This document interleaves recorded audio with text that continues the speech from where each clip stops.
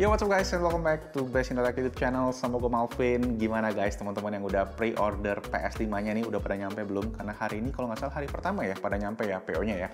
Kalau udah nyampe, nah ini video yang pas banget buat kalian. Kalau yang belum ya, sabar aja tungguin.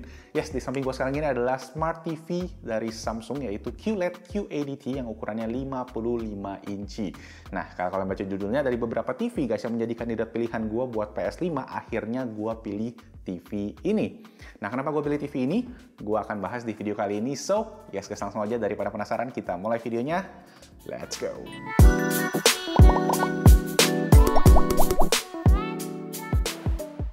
Oke, sebelum kita bahas TV-nya guys, mungkin teman-teman yang nonton juga penasaran karena ada elemen PS5-nya dulu. Jadi gue akan bahas dulu kenapa ya, why. Yes, jadi di PS5 itu guys, kita tuh bisa mainin game hingga resolusi 4K 120 fps. Double daripada yang bisa dilakukan di PS4 Pro sebelumnya, yaitu 4K 60 fps. Jadi kalian butuh TV yang support dengan fitur tersebut. Dan sebenarnya memang belum banyak game yang support resolusi 4K 120 fps karena memang PS5 masih tergolong baru. Tetapi listnya masih terus bertambah guys. Dan gue sendiri yakin dalam beberapa waktu ke depan itu akan lebih banyak game yang di-develop untuk 4K 120 fps tadi. Nah, gimana experience-nya? Gue sendiri setelah nyobain 4K 120 fps itu gue tuh jadi nyadar kalau memang FPS frames per second itu lebih penting dibandingkan sama resolusi guys. Gambar itu jadi lebih smooth dan juga user experience main gamenya jadi lebih improve banget. Dan untuk experience lengkapnya nanti gue akan bahas di video review PS5-nya. Jadi nanti kalian jangan lupa subscribe dan hidupin notification biar nggak ketinggalan sama videonya. Nah, sekarang itu hanya ada beberapa TV yang support dengan fitur 4K 120 fps tadi guys. Yang penting panelnya harus support dulu 120 Hz ya. Jadi kalau kita cek sih di pasaran sekarang ada beberapa. Pertama dari TV Sony sendiri yang kompatibel dengan PS5 yaitu X9000H kodenya. Ada juga LG dengan TV QLED-nya yang kita udah pernah bahas beberapa waktu lalu. Sama ada Samsung of course yang punya panel QLED ini juga beberapa cukup banyak guys yang udah support 4K 120 mulai dari QADT yang ini sampai Q950TS 8K QLED yang kita pernah bahas juga itu udah support. Nah, jadi apa alasan gue memilih TV ini dibandingkan sama TV yang lainnya? Oke, pertama, jika dibandingkan sama yang Sony dulu aja ya, yang memang kayak Sony sama Sony kan. Gue cerita sedikit, kalau gue sebelum pakai TV ini guys, gue juga pakai TV Sony yang X8000H. Jadi, which is adik dari si X9000H tadi. Dan entah kenapa, gue tuh sering banget ngalamin namanya software problem. YouTube-nya suka nggak bisa kebuka, Netflix-nya juga nggak bisa play, dan gue tuh sering kali harus restart TV-nya biar bisa jalan lagi. Dan itu tuh bikin gue cukup frustrasi. Dan ditambah lagi, Sony waktu ngerilis si X9000H-nya itu udah janji kalau mereka akan memberikan fitur-fitur seperti 4K 120 fps, virtual refresh rate atau VRR dalam software update yang mana sampai saat ini tuh udah hampir setahun semenjak TV-nya rilis itu masih belum kunjung datang software update-nya. Dan seperti yang MKBHD bilang, itu tuh kalian tuh jangan beli sebuah device berdasarkan janji dari brand untuk memberikan fitur via software update. Tapi sih memang kalau gue cek-cek lagi beberapa waktu belakangan ada yang ngomong kalau Sony tetap berkomitmen untuk memberikan update tersebut mesti tanggalnya belum ada kepastian. Gue sih di sini nggak bermaksud buat jelekin siapa-siapa ya, cuma share info apa adanya aja. Oke, lanjut kalau kita bahas satu kandidat lagi yaitu si LG OLED. Nah, actually guys, seperti yang gue pernah bilang sebelumnya, gue tuh pakai LG OLED C9 yang sekarang tuh ada di kamar tidur gue di atas di bedroom.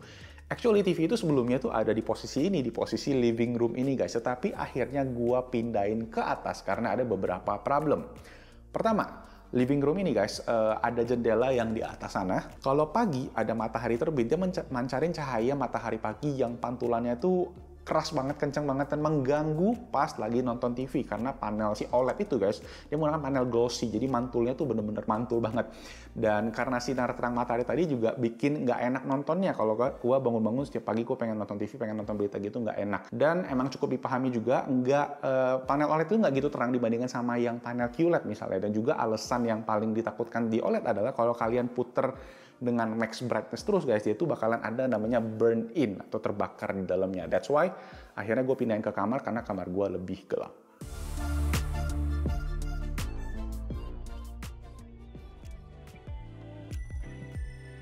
So, setelah pertimbangan yang matang tadi guys, gua akhirnya memilih Samsung Q80T sebagai TV yang paling cocok buat gua dan juga buat si PS5-nya sendiri.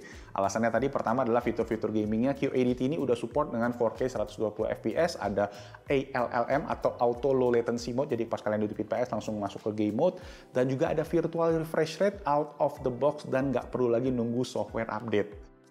Jadi buat kalian yang PC gamer sekalipun yang pakai RTX 30 series itu juga bakalan cocok pakai TV ini kalau kalian pengen main 4K 120 fps. Alasan kedua, panel QLED ini guys terang banget, itu sampai 1500 nits, dan penggunaan di living room gua ini juga nggak jadi kendala walaupun ada sinar matahari terang tadi, karena dia punya reflection panel juga. Reflection handlingnya oke banget, jadi pantulan sinar matahari nggak mengganggu pas gua nonton pagi-pagi. Enak banget, gua happy banget, dan so far ya gua happy, dan ada beberapa sih tapi yang tetap gua akan share poin penting ke kalian di video ini tentang si TV ini yang mungkin jadi plus dan minusnya. Oke, kita sedikit balik, kita recap pas gua cabut TV gua sebelumnya dan gua unboxing si Samsung Q80T ini. Nah, di box kalian bisa cek ukuran TV ini 55 inci dengan diameter layar itu sampai 138 cm. Kemudian di box juga tertulis guys fitur-fitur utamanya si TV ini seperti 4K HDR10+, OS-nya itu menggunakan Tizen dari TV Samsung, dan Apple AirPlay juga udah ada yang mana untuk semua smart TV Samsung di tahun 2020 ini. Oke, langsung kita buka boxnya. Pertama, yang dikasih adalah petunjuk pemasangan, kemudian ada satu plastik gede yang isinya aksesoris seperti remote, kabel, dan lain-lain gitu. Terus ada penutup untuk stand belakangnya di mana terdapat si cable management. Jadi kalian bisa taruh kabelnya diselundupin dari bagian belakang sana. Oke, lanjut kita keluarin dulu TV-nya dan kita posisiin di tempat yang aman ya guys. Dan terakhir di dalam box-nya adalah si alas stand-nya yang lumayan berat dan kokoh banget. Jadi kalian cuma pakai si satu stand ini aja buat si alasnya. Dan sekalian langsung kita pasang semua.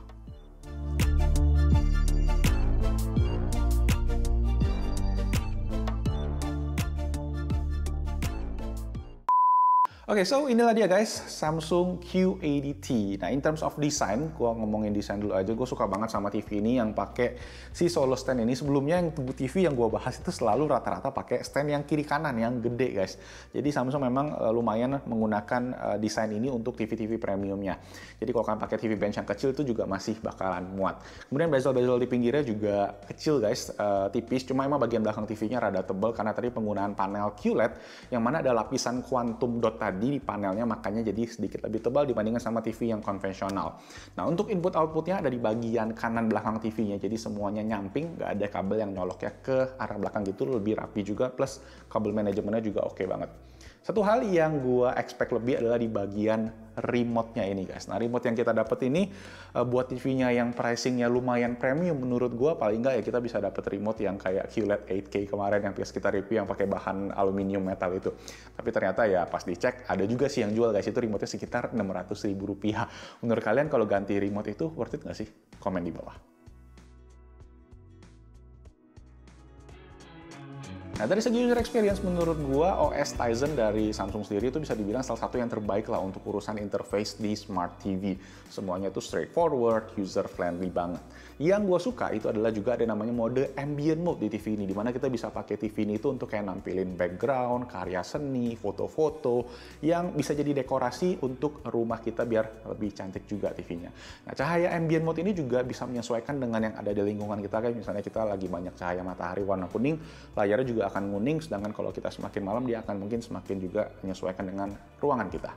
Oke, lanjut. Kalau kita ngomongin picture quality-nya gimana? Menurut gua sih guys, TV ini sangat-sangat memuaskan buat gua, terutama dengan skenario yang gue butuhin tadi guys. TV ini menggunakan panel VA memang yang cukup infamously famous dengan viewing angle yang kurang oke.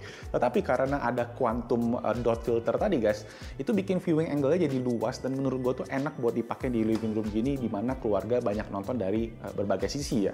Nah, TV ini juga menggunakan full array local dimming, FALD, jadi ada total 48 dimming zones, di mana TV yang misalnya di-compare sama non-local dimming, itu LED-nya cuma nyinari di bagian samping. Kalau ada local dimming, itu di bagian dalam, guys. Kalian Google aja buat tahu lebih lengkap. Dan FALD ini sendiri membuat kontras warnanya itu jadi lebih bagus, lebih baik, dan kalian bisa lihat dari warna hitamnya yang pekat banget, dan juga warna-warna merah, orange ini juga jadi lebih pop. Terus ada mode namanya adaptive picture juga yang mana menyusulkan cahaya guys secara otomatis. Kalau lagi terang dia ikutan terang, kalau lagi gelap ikutan gelap. Dimana ya kalau dari ruangan gue ini kan kalau lagi pagi dia terang banget karena ada matahari. Kemarin memang sekarang lagi mendung karena lagi musim hujan terus beberapa hari ini di Jakarta. Dan kalau pas malam ya lebih gelap guys. Dan TV ini punya brightness adjustment yang menurut gue pas. Oke banget, nggak terlalu terang, nggak terlalu gelap. Dan ngomong-ngomong silau sendiri guys, TV ini tadi gue share punya brightness up to 1500 nits based on specs-nya. Gue nggak punya alat ukurnya, tetapi kalau gue akuin sini TV yang paling terang yang pernah gue coba sampai saat ini. Cahaya matahari yang masuk ke living room gue tadi nggak ada masalah sama sekali guys. Plus tadi reflection coating ya, pantulannya ini juga bener-bener meredam pantulan cahaya, jadi bikin pengalaman nontonnya jadi lebih nyaman.